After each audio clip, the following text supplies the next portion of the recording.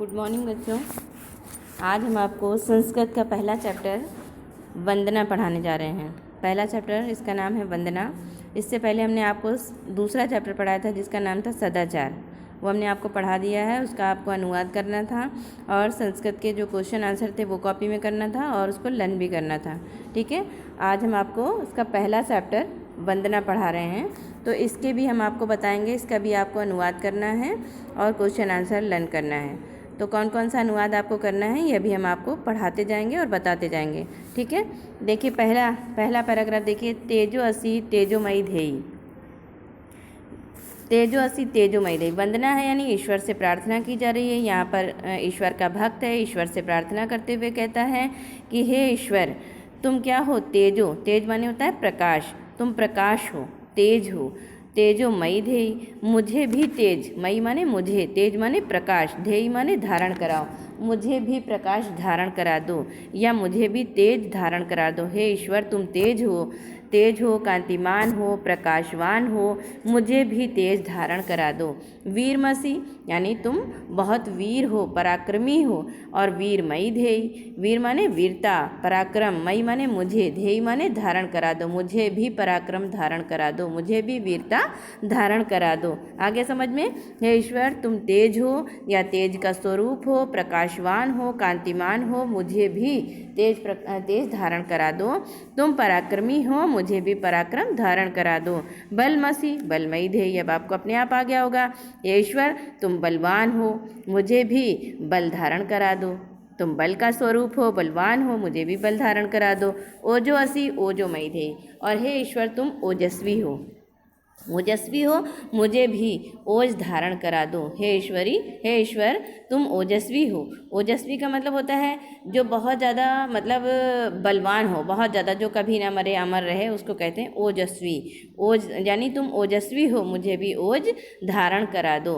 जिसके जो है जिसके प्राणों में बल हो उसको कहते हैं ओजस्वी, यानी उसके प्राणों में बल है, वो कभी भी मर नहीं सकता, अमर है ईश्वर। तो यहाँ पे ईश्वर से भक्त कह रहा है, हे ईश्वर, तुम ओजस्वी हो, मुझे भी ओज धारण करा दो। ये आपको कॉपी में करना है। ओके, देखिए दूसरा देखिए। अस्तो माँ सदगमय तमसो माँ ज्योतिर्गमय। यहाँ पे कह रहे हैं अस्तो, अस्तो माने होता है असत्य, यानी असत्य से, सद माने सच, अस्तो माने बुराई भी होते हैं, अस्तो माने असत्य भी होता है। तो आप यहाँ पे क्या करेंगे? असत्य कहेंगे। माँ माने मुझे, सद माने सत्य, गमय माने चलना या ले चलना। हे ईश्वर, तुम मुझे क्या करो? असत्य से सत्य की ओर ले चलो, या फिर क्या करो? तुम मुझे बुराई से अच्छाई की ओर ले चलो, या मुझे असत्य से सत्य की ओर ले चलो, और मुझे या फिर बुराई से अच्छाई की ओर ले चलो। तमसो माँ ज्योतिर्गमय। अब तमस माने क्या होता है? तमस माने होता है अंधकार, ज्योतिर माने होता है प्रकाश। तो हे ईश्वर, तुम मुझे अंधकार से प्रकाश की ओर ले चलो, असत्य से सत्य की ओर ले चलो, और या फिर बुराई से अच्छाई की ओर ले चलो, और अंधकार से प्रकाश की ओर ले चलो। मृत्यो माँ अमृतम गमय।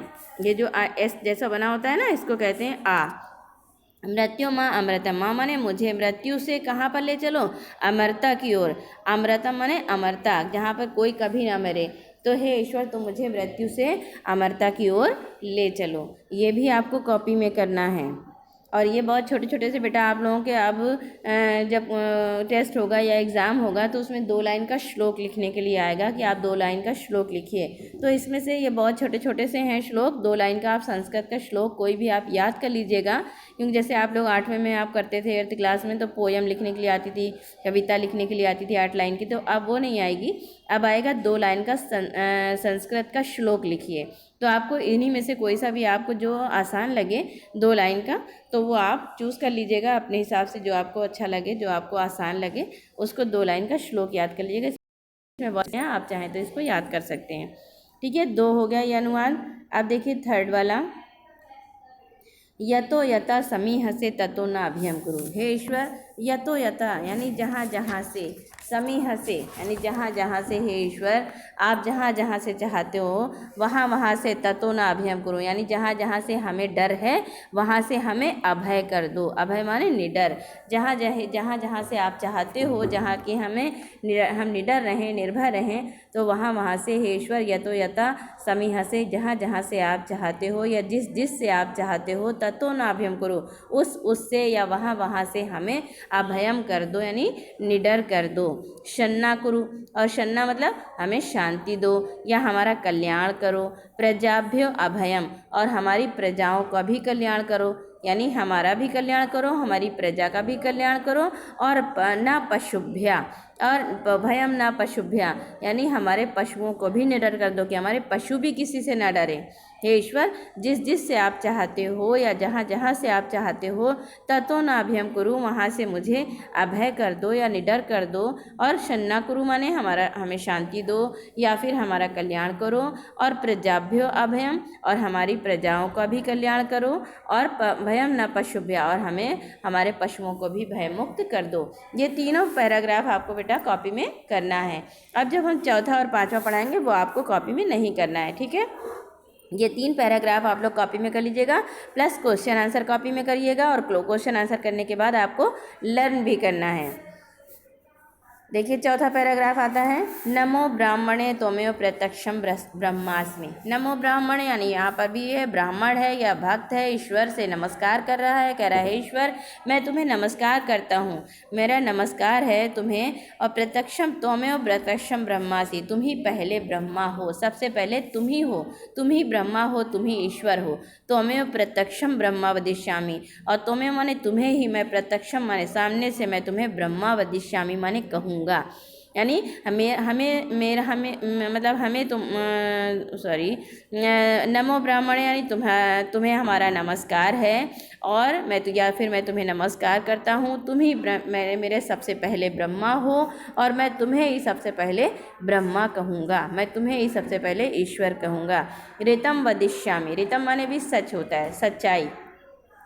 वदिष्यामि मैं सत्य कहूँगा, और सत्य वदिष्यामि, वदिष्यामि मद माने होता है बोलना, मैं सत्य बोलूँगा, सत्य ही कहूँगा, मैं सत्य ही कहूँगा और सत्य ही बोलूँगा कि तुम ही मेरे सबसे पहले ब्रह्मा हो, और तुम्हें ही मैं ईश्वर मानता हूँ, तुम्हें ही मैं ब्रह्मा कहूँगा।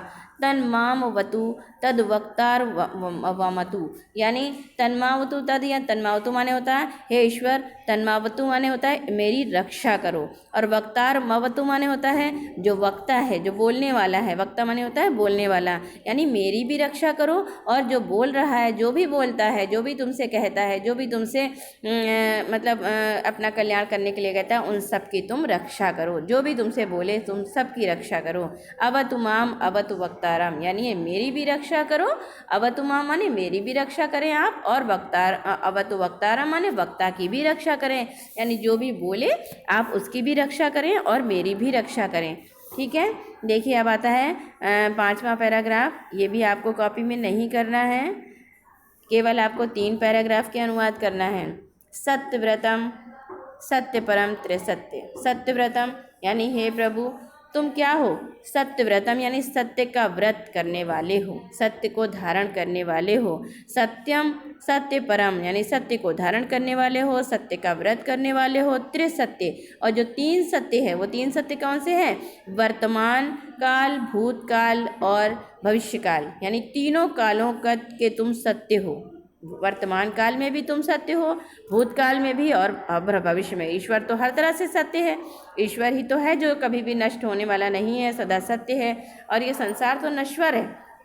तो कह रहे हैं हे ईश्वर तुम सत्य का व्रत करने वाले हो, सत्य को धारण करने वाले हो, और तीनों लोगों के जो तुम सत्य यानी तीनों लोगों के तुम सत्य हो, तीनों कालों में तुम सत्य हो, यानी वर्तमान काल, भूतकाल और भविष्य काल में भी तुम सत्य हो। सत्यस्य योनि निहितम च सत्य, यानी सत्य से उत्पन्न होने वाले हो, निहितम च सत्य और सत्य से जुड़े रहने वाले हो। निहित माने होता है जुड़े, सत्य से जुड़े रहने वाले हो, सत्य से उत्पन्न, तुम सत्य को उत्पन्न करने वाले हो, तुम ही सच्चाई को उत्पन्न करने वाले हो और सच्चाई से जोड़े रखने वाले हो।